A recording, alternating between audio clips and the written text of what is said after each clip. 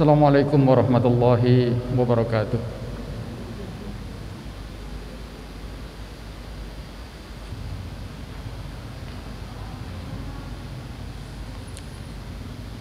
Alhamdulillahil qaili fi kitabil karim wa huwa asdaqul qailin.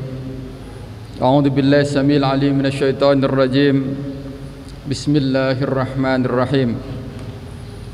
Mathalul ladzina yunfiquna amwalahum fi sabilillah kamathali habbatin ambatat sab'a sanabila fi kulli sumbulatin mi'atu habbah. Wallahu yudha'ifu liman yasha' wallahu wasi'un alim.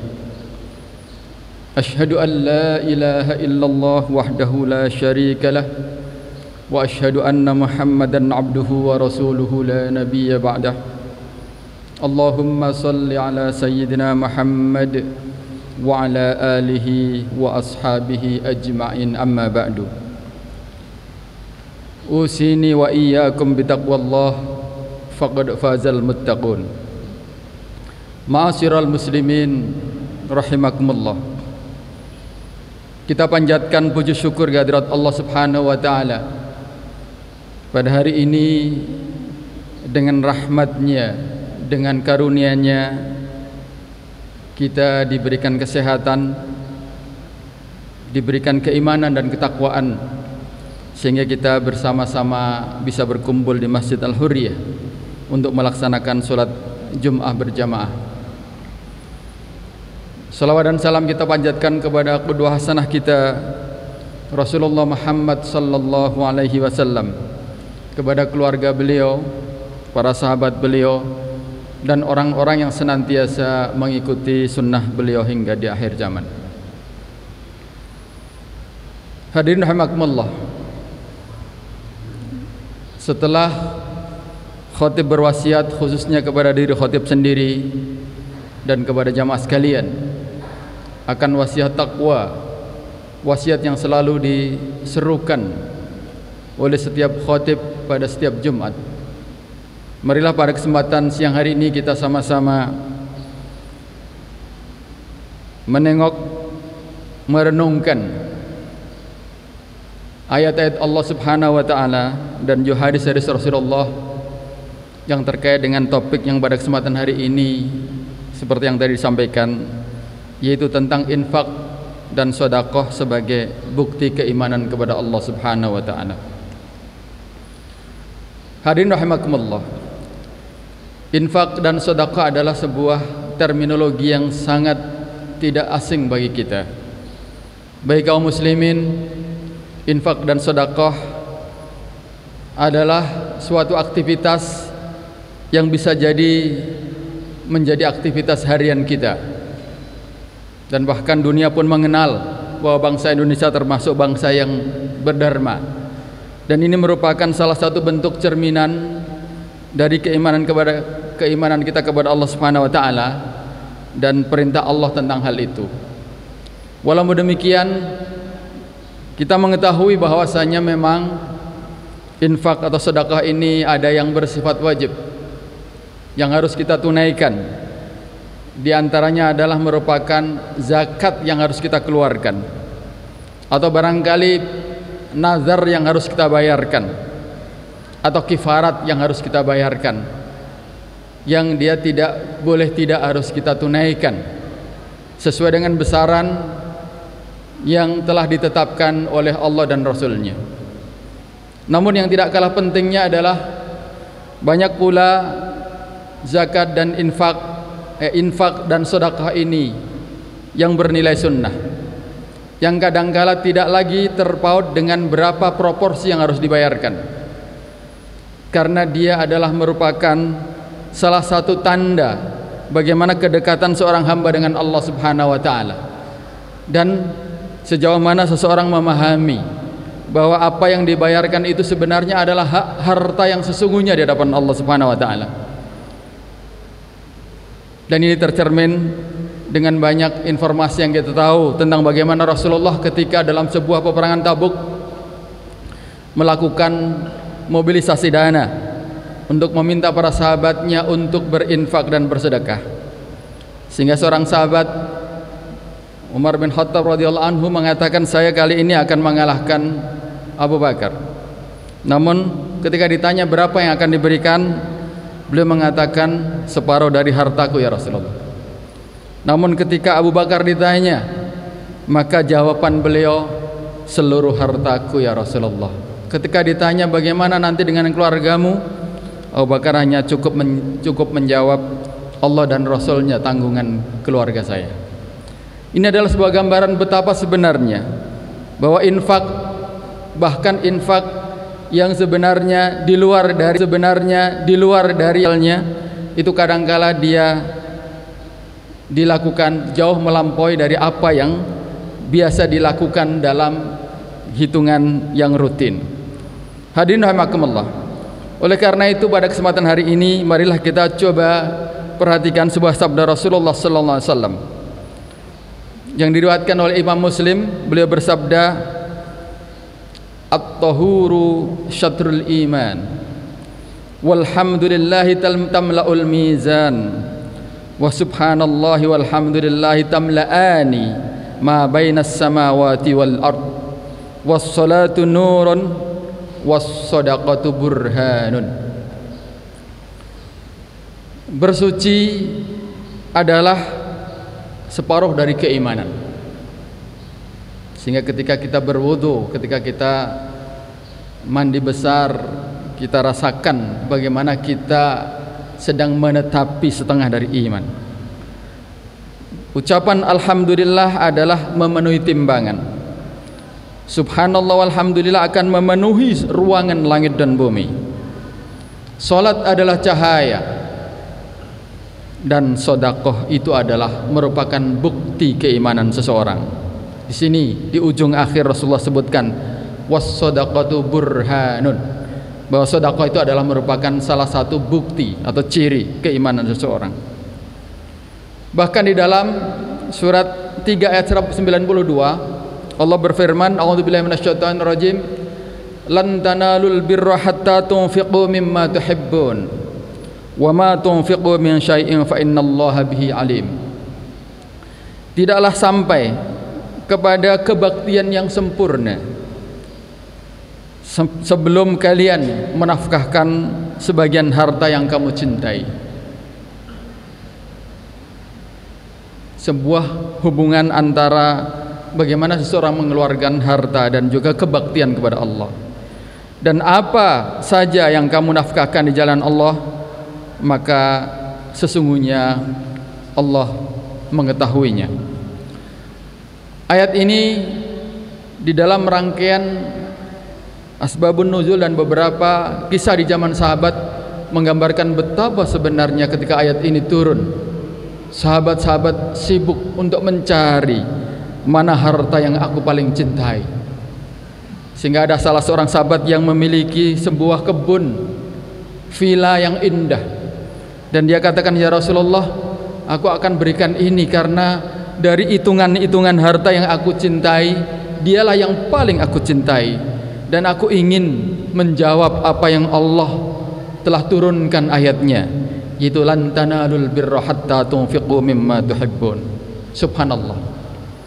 Sebaliknya di dalam Al-Quran Allah menggambarkan dan sekaligus mengingatkan kepada kita sekalian bahwa orang-orang munafik adalah orang-orang yang paling tidak suka bersedekah.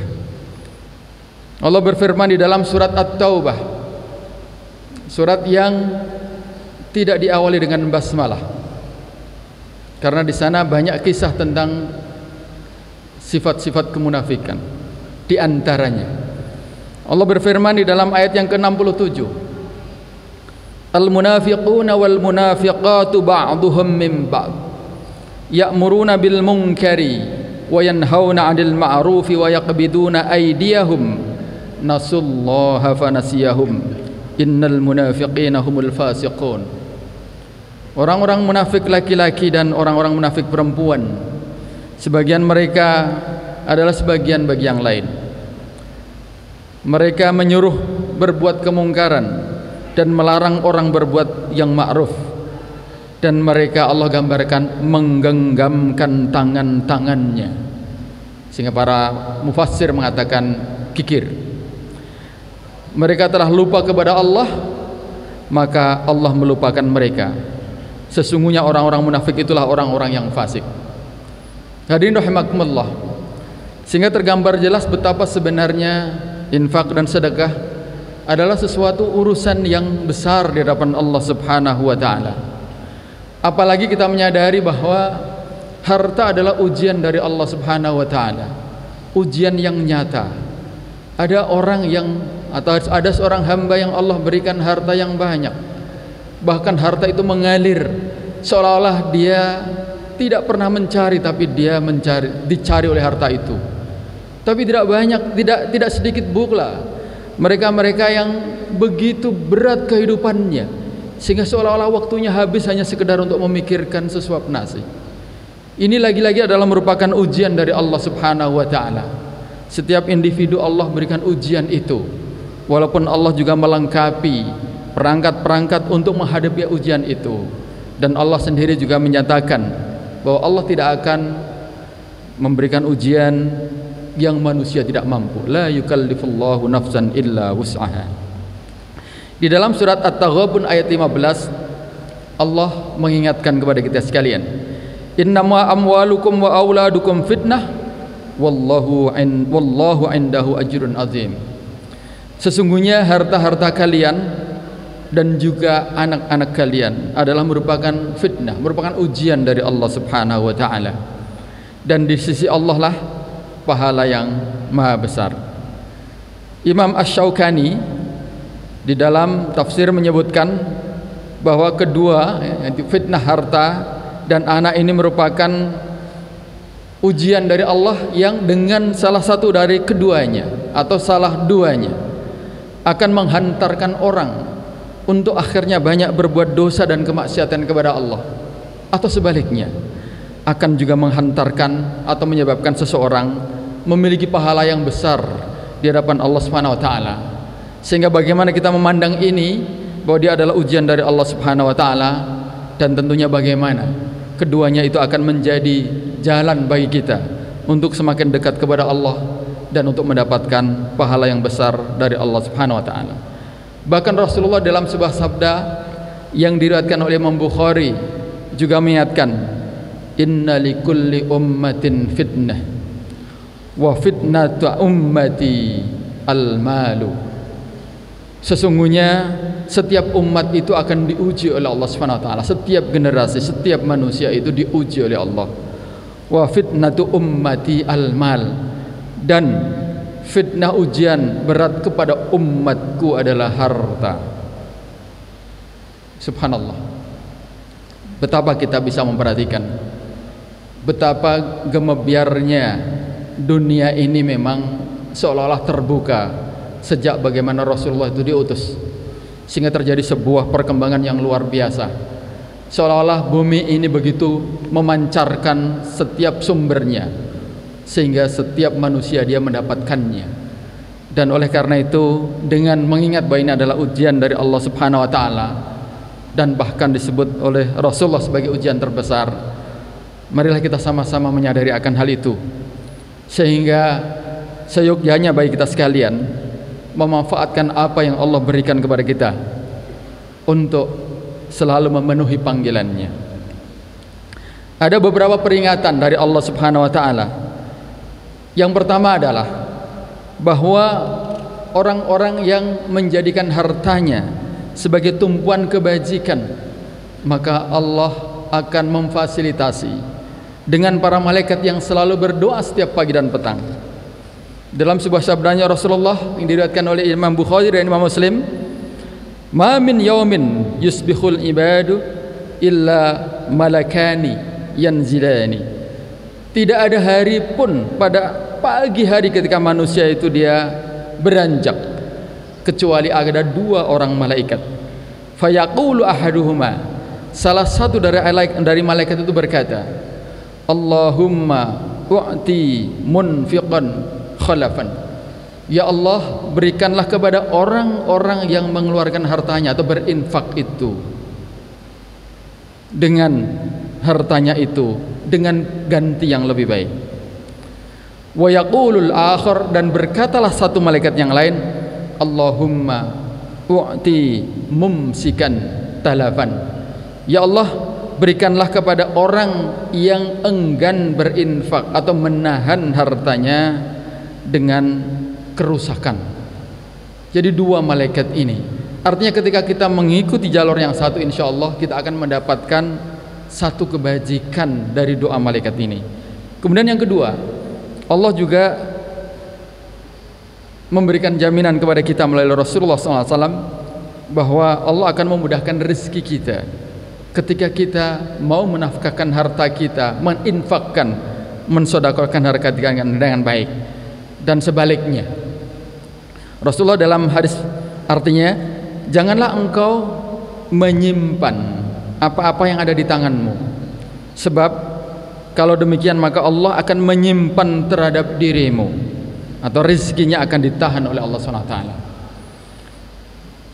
Kemudian di dalam riwayat yang lain disebutkan, nafkahkanlah atau berikanlah atau sebarkanlah, dan jangan engkau menghitung-hitungnya, sebab kalau kalian demikian menghitung-hitung apa yang akan kita infakkan, maka Allah akan menghitung-hitung juga karunia yang akan diberikan kepadamu.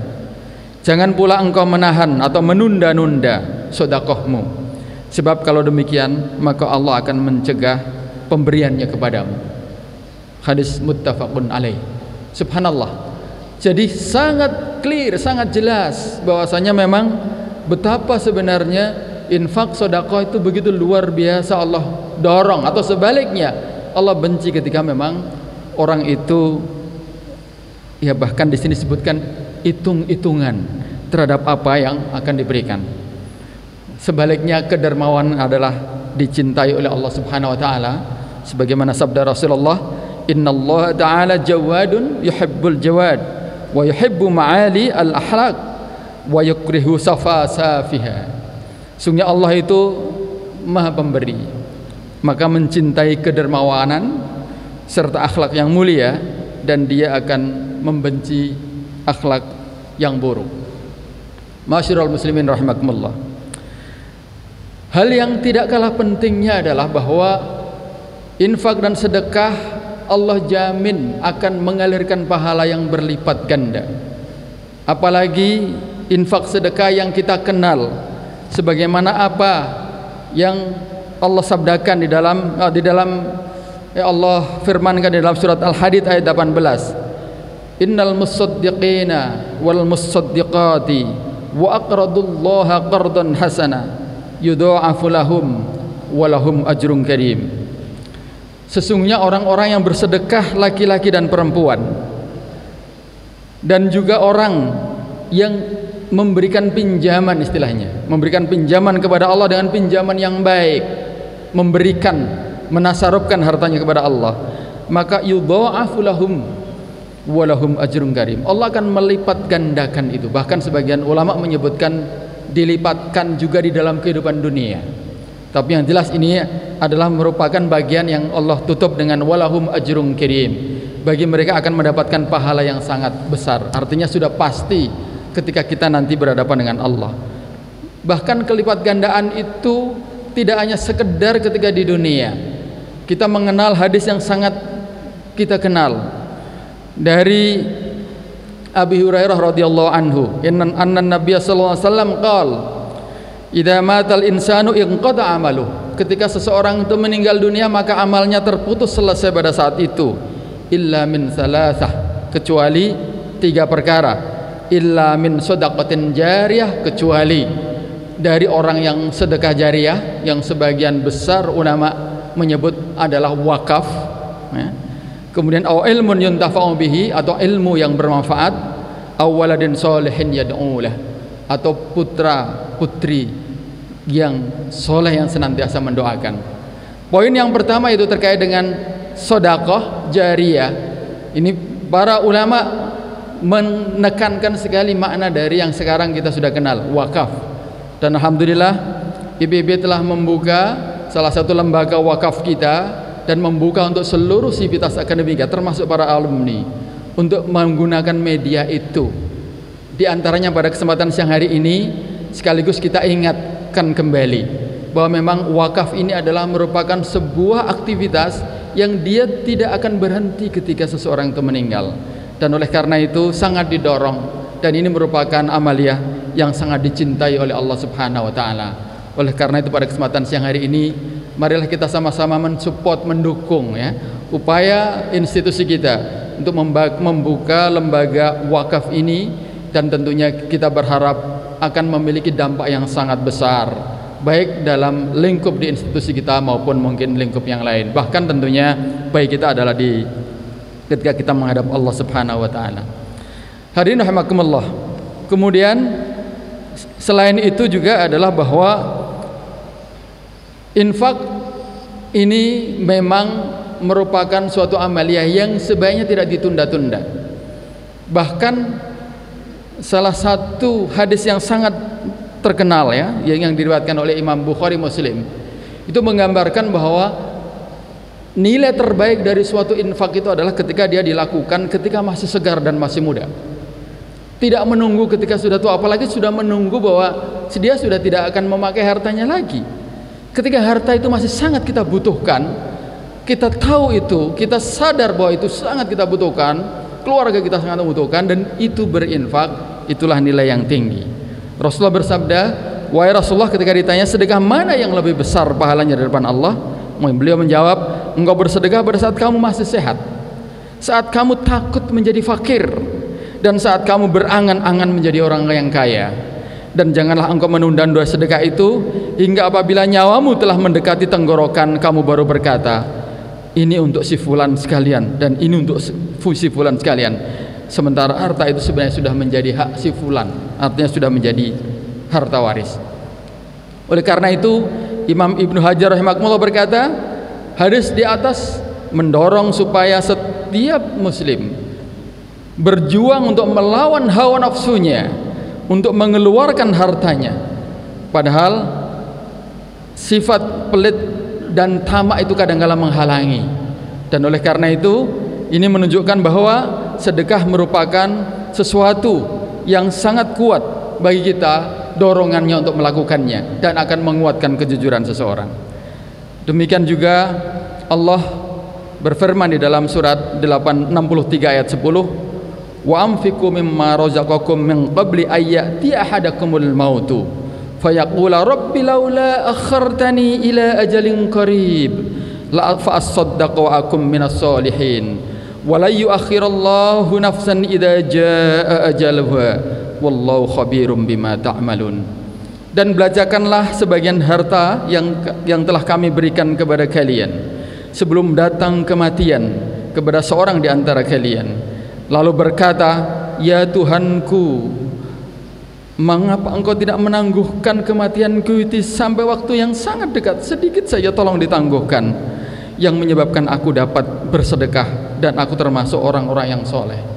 Ini adalah rintihan seseorang yang menyesal ketika dia tidak sempat menafkahkan hartanya sementara nafasnya telah ada di tenggorokan. Naudzubillahi min dzalik.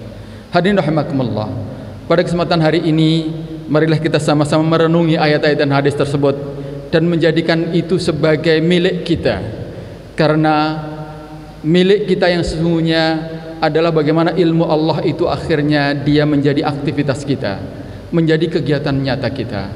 Infak dan sedekah sebagaimana ditekankan itu, jadikanlah itu sebagai perilaku dan milik kita, sehingga akhirnya kita akan memetiknya di hadapan Allah Subhanahu wa taala. Barakallahu lakum fi Qur'anil Karim wa nafa'ani wa iyyakum bima fihi minal ayati wa dzikril hakim.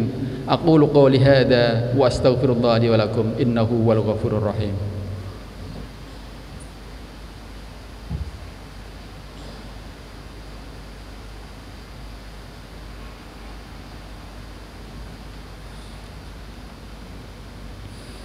Innal hamdalillah nahmaduhu wa nasta'inuhu wa nastaghfiruh wa na'udzu billahi min syururi anfusina wa min sayyiati a'malina may yahdihillahu fala mudilla lahu wa may yudlil fala hadiya lahu. Asyhadu an la ilaha illallah wahdahu la syarikalah wa asyhadu anna Muhammadan abduhu wa rasuluhu la nabiyya ba'dah. Allahumma salli ala sayyidina Muhammad wa ala alihi wa sahbihi ajmain. Wa qala Allah ta'ala fi kitabil karim wa wastaqul qailin innallaha wa malaikatahu yusalluna 'alan nabi ya ayyuhalladzina amanu sallu 'alaihi wa sallimu taslima. Hadirin rahimakumullah, usini wa iyyakum bitaqwallah wa qad fazal muttaqun. Marilah setelah kita mendengarkan salawat ini, kita menengadahkan tangan kepada Allah Subhanahu wa taala. Semoga Allah selalu meneguhkan hati kita di jalannya hingga kita menghadap kepadanya dan menjadikan kita sebagai hamba-hambanya yang tergolong sebagai hambanya yang mencintai sedekah, infak, wakaf dan semua amaliyah terkait dengan harta. Allahumma salli ala sayyidina Muhammad wa ala ali sayyidina Muhammad kama sallaita ala sayyidina Ibrahim wa ala ali sayyidina Ibrahim wa barik ala sayyidina Muhammad wa ala ali sayyidina Muhammad kama barakta ala sayyidina Ibrahim wa ala ali sayyidina Ibrahim fil alamin innaka Hamidum Majid. Wardallahum an sadatina Abi Bakrin wa Umar wa Utsman wa Ali wa anis sahabati ajmain wa tabi'in bi ihsanin ila yaumiddin. Allahumma ighfir lil mu'minina wal mu'minat wal muslimina wal muslimat al ahya'i minhum wal amwat innaka sami'un qaribun mujibud da'wat wa ya qadiyal hajat. Allahumma a'inna ala dzikrika wa syukrika wa husni ibadatik ya muqallibal qulub tsabbit qulubana ala dinik wa ya musarrifal qulub sarrif qulubana ala ta'atik. Rabbana afrigh alaina sabra wa tsabbit aqdamana wansurna 'alal qaumil kafirin. Allahumma inna nas'aluka fahman nabiyyin wa khifdal mursalin wa ilhamal malaikatil muqarrabin. Allahumma aghnina bil ilmi wa zayyinna bil hilmi wa akrimna bit taqwa wa jammilna bil afiyati ya arhamar rahimin. Rabbana hab lana min azwajina wa dhurriyyatina qurrata a'yun waj'alna lil muttaqina imama. Allahumma ighfir lana wa liwalidina warhamhum kama rabbawna shighara wa li jami'il mu'minina wal mu'minat wal muslimina wal muslimat al ahya'i minhum wal amwat. Rabbana atina min ladunka rahmah wa hayyi' lana min amrina rasyada. Rabbana atina fid dunya hasanah wa fil akhirati hasanah wa qina adzabannar.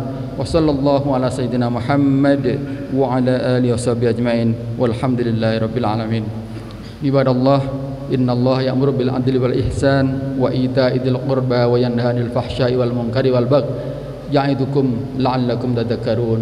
Fala dzikrullahi akbar. Tsumma aqimis shalah.